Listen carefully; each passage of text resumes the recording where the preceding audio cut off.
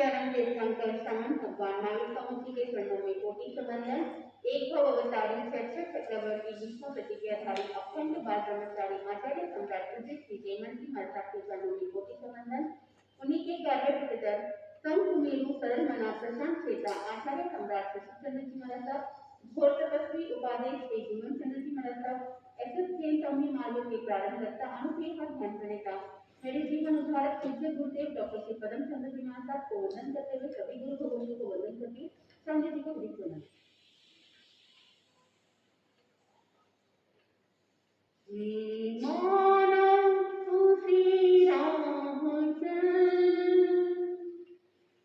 जो की जाती है मुक्ति में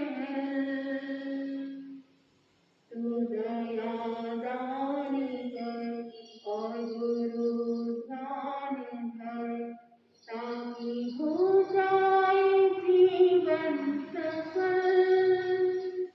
हे मानव उसी राह चल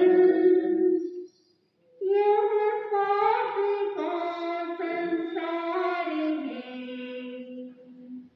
सबको दौलत से ही प्यार है सुख दुख की घड़ी नहीं रहती खड़ी फिर क्यों इतना अहंकार है जग में होना है तुझको प्रबल तो सदा धर्म में रह अटल तू दया दान कर और गुरु ज्ञान धर ताकि हो जाए जीवन सफल। हे मानव उसी राह चल। गुरुदेव की आज्ञा अर्थ बंधु इस गीतिका के अंदर आपने सुना यहाँ स्वार्थ का संसार है और संसार में रहने वाला हर एक जीव स्वार्थी है। बंधु स्वार्थी बनना अच्छा है या बुरा है? मैं आपको एक सवाल करती हूँ, स्वार्थी बनना अच्छा है या बुरा? बुरा। जिसकी जितनी प्रज्ञा होगी, जिसका जितना चिंतन होगा, वो उस हिसाब से जवाब देगा। स्वार्थी बनना अच्छा भी है और बुरा भी है। जो लोभ की प्रवृत्ति के कारण से, आकांक्षा के कारण से वहां अपने फायदा के लिए वह स्वार्थी बनता है तो वह बुरा है। लेकिन जो स्व का अर्थ निकाल लेता है, जो आत्मा का अर्थ निकाल लेता है और वो अगर स्वार्थी होता है वहां अच्छा है। बंधु स्व में स्वयं सम्मिलित होता है तो वहां है स्वार्थी और स्व में परिवार सम्मिलित होता है तो वहां परिवार्थी और स्व में संसार सम्मिलित होता है तो वहां परमार्थी। बंधु परिवार्थी और परमार्थी जो साधक स्वार्थी रहता है और वहां पर स्वयं का चिंतन करते हुए, स्वयं का अध्ययन करते हुए वहां निरंतर आगे बढ़ता है तो वहां परिवार्थी में नहीं जुड़ते हुए वहां आत्मार्थी बन जाएगा। बंधु इसलिए ज्ञानी जन ने कहा कि स्वार्थी बनना है लेकिन वहां पे नेगेटिविटी में नहीं जाना है, वहां पे पॉजिटिव में जाना है। अगर एक रहेगा तो वहां एक दिन सिद्धालय पर विराजमान हो सकता है और एक से अगर दो हो जाता है तो वहां संसार के अंदर अभिवृद्धि करता रहेगा, संसार के अंदर बढ़ोतरी करता रहेगा। आप सुन रहे थे नमिराज ऋषि का वर्णन जो उत्तरायण सूत्र के 90वें अध्याय में बताया। वहां राजवास से पीड़ित थे, परिवार के बीच में रहने वाले और वहां पर अपना आत्म का कल्याण करने के लिए, वहां आगे बढ़ने के लिए तत्पर हो जाते थे। सुबह हुई और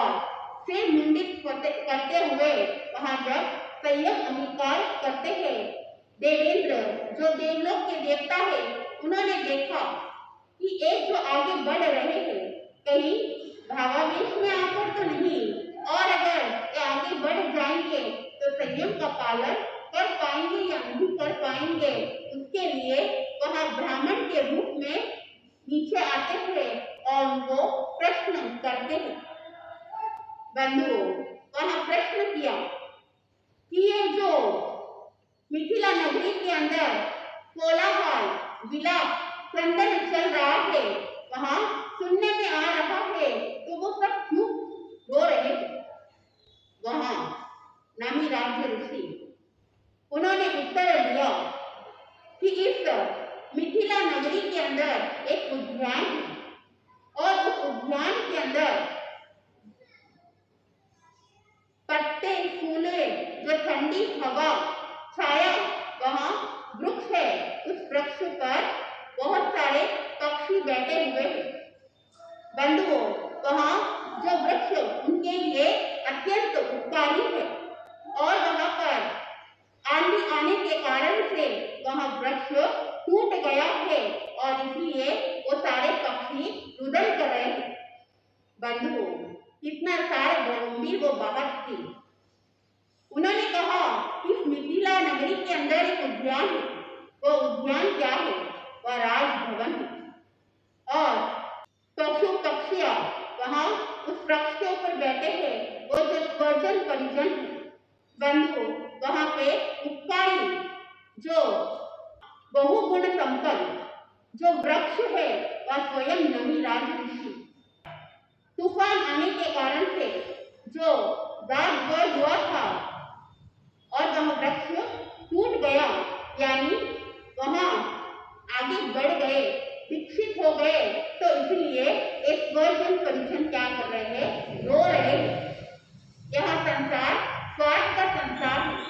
जब तक किसी के साथ में स्वार्थ जुड़ा हुआ रहता है तब तक वहां रोएगा। बंधु अपना व्यथा प्रकट करेगा।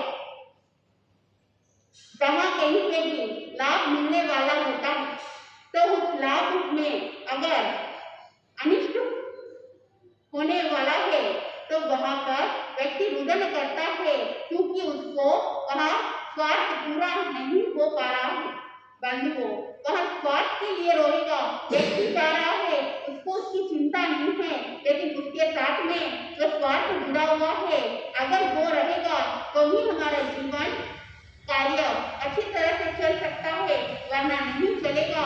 उस व्यक्ति के लिए रुदन नहीं होता है। उस व्यक्ति के साथ में जो स्वार्थ जुड़ा हुआ रहता है उसके लिए रुदन होता है। बंधु मित्र जन भी वहां पर स्वार्थ में इच्छाएं जब छूट जाती है तो वहां रोते हैं। पत्नी वहां रो रही है, वहां विषय भोग वहां नहीं होगा। बंधु संसार के अंदर जब जीव दीक्षा लेने के लिए आगे बढ़ता है उस समय पीछे पारिवारिक जो मेंबर्स होते हैं वो क्या करते हैं? वो रोते हैं, वो उसको रोकते हैं कि तुम मत जाओ।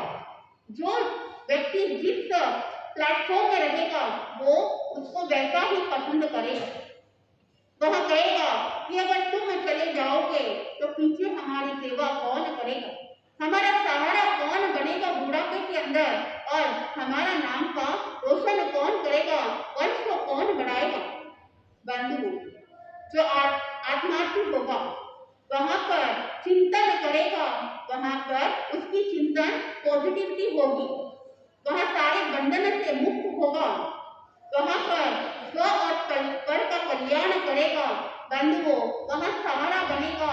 जो साधक संसार के अंदर भटक रहा है उसको पर यात्रा के लिए वहां पर संभल देगा। बंधुओं वहां से दुर्गति से बचाकर उनका मान सम्मान को सुरक्षित रखेगा। वहां नमी राज ऋषि देवेंद्र जी को कहते हैं कि यहाँ जो संसार है स्वार्थ से भरा हुआ है, एक दूसरों के साथ स्वार्थ के लिए जुड़े हुए हैं। अगर स्वार्थ नहीं होता तो ये मेरे लिए रोने वाले नहीं होते। जब मुझे तकलीफ हुई थी उस समय उस वेदना को मैंने स्वयं भोगा, मेरे साथ कोई आया नहीं।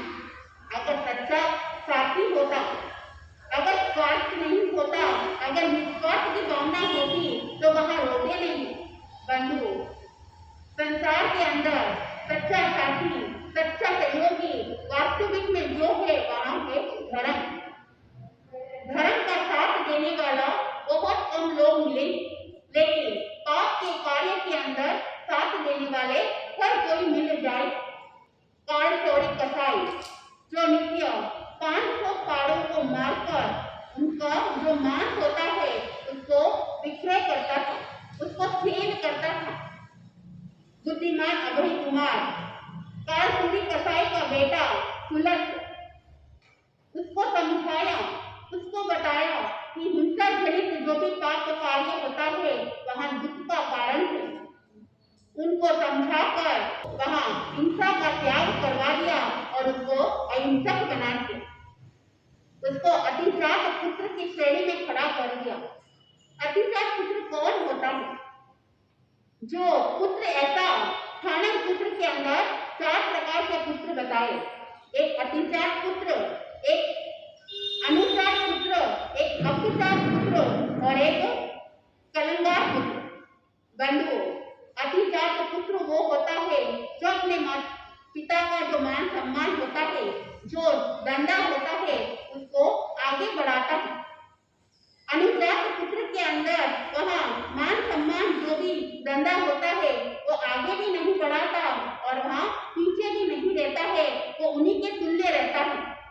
तीसरा जो पुत्र होता है अपिजात पुत्र, वहाँ आगे नहीं बढ़ाता, ना ही तुल्य रहता है, वहाँ थोड़ा सा घटा देता है। छोटे के अंदर बंधु वहाँ पर जो मान सम्मान होगा, जो बिजनेस होगा वो पूरा नाश कर देगा। उसके अंदर विकार आ जाएंगे, दुर्गुण आ जाएंगे और वहाँ अहंकारी होगा और नहीं होगा। बंधु, काल चोरी कसाई जब मरण को प्राप्त किया उसके बाद पीछे शोक पूरा हुआ, परिजन एकत्रित हुए और उस काल चोरी कसाई को कहा कि तुम्हारे पिताजी अब तो चले गए और अब तुम्हारे पिताजी के धंधे को आगे बढ़ाना। बंधु, वह पुलक तो अहिंसक बन गया था, अतिजात पुत्र के श्रेणी में आ गया था। इस अतिजात पुत्र को एक दृष्टांत के माध्यम से समझेंगे। एक सेठ जी के 4 पुत्र थे। वह 4 पुत्र के अंदर सबसे पहले पुत्र यानी चारों पुत्र को पिताजी ने बुलाया और सबको 50-50 रुपीस दे दिया और कहा कि शाम तक अपना अपना जो कमरा है वहाँ 50 रुपए से पूरा भर देना चाहिए। बंधु, जो छोटे कैटेगरी वाला जो पुत्र था कलंगार पुत्र, उसने सोचा कि पिताजी का दिमाग खटिया गया है, 50 रुपए में कोई क्या तो कमरा भरेगा, इसमें से क्या ही तो मिलेगा। और वहाँ जाता है, सोचता है कि 50 रुपए का करूँ तो क्या करूँ और कमरा भी कैसे लूँ। नगर पालिका की गाड़ी जा रही थी, उस गाड़ी को रोक देता है और उस व्यक्ति को कहा कि तुम इस कचरे को मेरे कमरे में भर दो। वहाँ नगर पालिका समझ गया कि वहाँ ये जो पुत्र है वह सेठ जी का पुत्र है। बोलने की हिम्मत नहीं थी, लेकिन वहाँ जबरदस्ती कर रहा था, तुम्हारे जो भी खाने पीने का खर्चा होगा वो मैं कर दूंगा, लेकिन वैसे भी तुम्हें कचरा तो फेंकना ही है, तो मैं तुम्हें 50 रुपए भी देता हूँ, तो ये कचरा तुम मेरे रूम में पूरा खचाखच भर दो। अगर नगर पालिका ने देखा अब ये तो छोड़ने वाला है नहीं, अब कचरा वहां डालो या यहाँ डालो, हमें तो फेंकने से मतलब, तो वो कमरे के अंदर पूरा कचरा भर देता है। जो अपिजात पुत्र की श्रेणी में, बारिश का मौसम, सावन भादवा का महीना, उसने देखा कि 50 रुपए में मुंह भरूंगा तो कैसे भरूंगा। मौसम बहुत अच्छा है और एक तरफ मिर्ची बड़े भी बन रहे थे। अब मुंह भरेगा या नहीं भरेगा, लेकिन मैं अपना पेट तो जरूर भर सकता हूँ, ये सोचकर वो 50 रुपए का मिर्ची बड़े खा लेता है। अनुजात पुत्र के श्रेणी में। सोचा कि 50 रुपए के अंदर वैसे भी कुछ आने वाला है नहीं, तो वो आंतरिक 50 रुपए को तिजोरी में रख देता है। अतिजात पुत्र के श्रेणी में जो उसका पुत्र था, उसने सोचा कि अब पिताजी ने कुछ बोला है तो सोच समझ के ही बोला, इसके पीछे कुछ ना कुछ रहस्य हो सकता है। इतने समय तो कभी नहीं कहा, तो आज ही ये बात क्यों आई।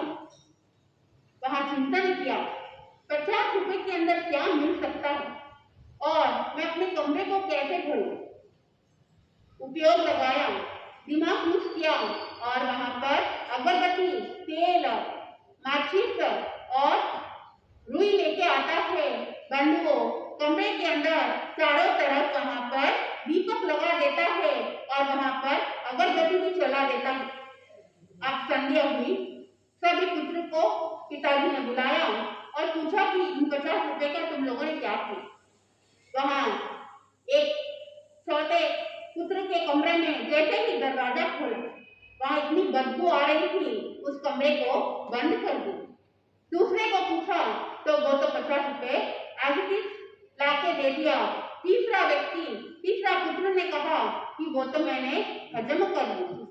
अब पहले पुत्र के अंदर जैसे ही वो दरवाजा खोले, पिताजी ने देखा कि चारों तरफ रोशनी थी और वहां पर अगरबत्ती भी जली हुई थी। इतनी सुगंध आ रही थी, इतना अच्छा लग रहा था और वहां पिताजी शाबाशी देते हैं और प्रसन्न हो जाते हैं। बंधुओं, तो वहां सुलत अतिजात पुत्र की श्रेणी में आ गया। वहां पर परिजन ने उसको कहा कि अब तुम्हारे पिताजी तो नहीं रहे, तुम्हें क्या करना है, धंधा को आगे बढ़ाना है। तुम तो अभी जवान हो और तुम्हारे पिताजी 500 पाड़ों को मारते थे, लेकिन तुम्हें 1000 पाड़ों को मारना है। बंधुओं, सुलत मना कर देता है। वहां कहता है कि जो पाप की प्रवृत्ति मैं कर रहा हूँ, इसको भोगने का अधिकारी कौन होगा, क्या आप लोग भी साथ दोगे। तो वहां परिवार कहते हैं हाँ हम साथ देंगे, धंधा तो धंधा होता है, धंधा करने में कोई गलत नहीं। उस समय सुलत ने तलवार से अपने जांघा का एक थोड़ा सा जो मांस है वहां चीरा दे देता है। बंधुओं, वो थोड़ा काट देता है और वहां पे चिल्लाता है, रोता है कि मेरा मुझे बहुत दर्द हो रहा है, मुझे बहुत तकलीफ हो रही है। एक ने कहा कि ये तो मूर्ख है, खुद की वेदना तो खुद को ही भोगनी पड़ेगी, साथ में कौन आएगा। दूसरे ने कहा कि जैसे पिताजी वैसा ही बेटा। तीसरे ने कहा धंधा करने के लिए बोला था, पाड़ों को मारने के लिए बोला था, लेकिन इसने अपने आप को ही नुकसान पहुंचा रहा है। वहां सुलत ने कहा कि जो पाप की प्रवृत्ति मैं करता हूँ उसमें आप साथ देने के लिए तैयार हो, लेकिन जो तकलीफ मुझे हो रही है उसमें आप साथ नहीं दे सकते हो, तो आप उसके अंदर साथ कैसे दे सकते हो। बंधुओं, ये संसार क्या है, स्वार्थमयी है। नमिराज ऋषि देवेंद्र जी को कहा कि जो ये संसार है, एक स्वार्थ है, ये किसी का साथ नहीं देता है। ये सिर्फ कहने की बात होती है, जब वक्त आता है तब सब पीछे हट जाते हैं। तो ये जो क्रंदन आप सुन रहे हो, यहाँ पे स्वार्थ के कारण से ये सब रो रहे हैं। बंधुओं, सच्चा साथी तो एक धर्म है और जो धर्म में साथ देने वाला होगा वो कभी रोएगा नहीं, वो कभी क्रंदन नहीं करेगा, वहां पर यही कहेगा कि तुम आगे बढ़ो। तो पहले प्रश्न के अंदर नमिराज ऋषि ने जो जवाब दिया, देवेंद्र बहुत खुश हो जाते हैं और उन्होंने देखा कि ये तो संयम के प्रति जो भावना है वहां पर परिपक्व है, अड़िग है। अब आगे के प्रश्न क्या क्या पूछते हैं और वहां क्या जवाब मिलता है, आगे का प्रश्न आप सुनोगे तो आपको आनंद की प्राप्ति होगी। मैं अपने शब्दों को यहीं पे विराम देती हूँ।